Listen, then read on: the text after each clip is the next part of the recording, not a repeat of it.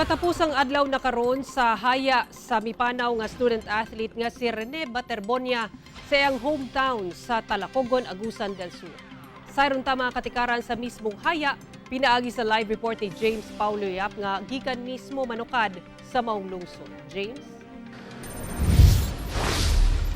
Yes, Sara, gidagsa sa managlaing mga taga-suporta nga gikan pa sa nagkadaiyang lugar sa Mindanao ang haya ni Bobet kinsa last lamay na karong gabi samtang Bobet merchandise alinunsab sa mga fans.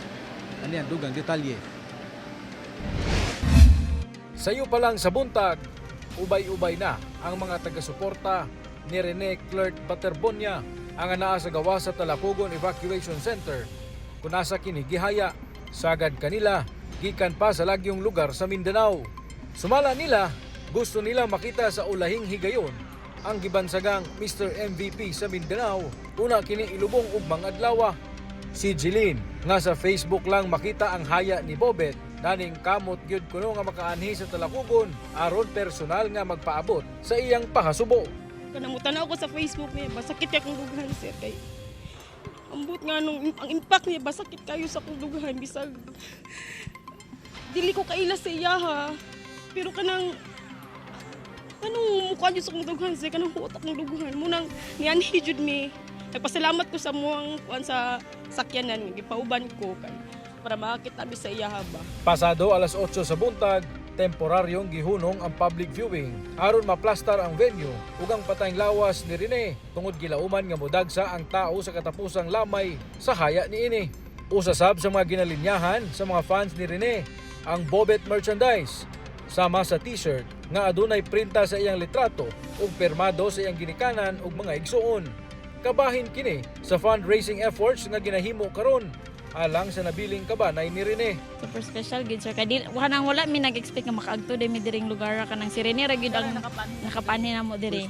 Samtang ugma sa buntag, ilubong si Rene Baterbonia sa bagong sementeryo sa lungsod. Dinhi sa sobra unom ka hektaryang luna ilubong si Rene Baterbonia ugmang adlaw ug una nang nagsilbi kini nga yuta isip archery field sa Milabay nga palarong pambansa dinhi sa Agusan del Sur ug siya ang pinakaunang ilubong dinhi sa bagong sementeryo sa Talacogon dinhi sa Agusan del Sur ug gani mga kapuso sa ato ang likod ginaandam na sa mga personahe sa Talacogon LGU ug mga personahe sa punerarya ang iyang lubnganan. Wala pa mihatag og pahayag ang pamilya Baterbonia. Apan daan na silang nagpaabot og pasalamat sa mga taga-suporta ni Bobet nga miduyog sa ilang kasub-anan. Gilauman sab nga mobisita karong hapon o gabi ang mga opisyales sa Agusan del Sur Provincial Government, ingon man mga opisyales sa nagkadaiyang kasikbit nga lugar.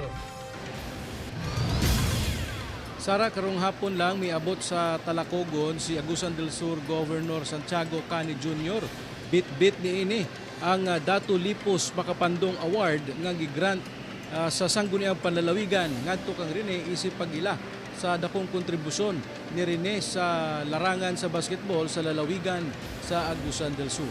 Sara? Okay, daghang salamat James Paulo Yap.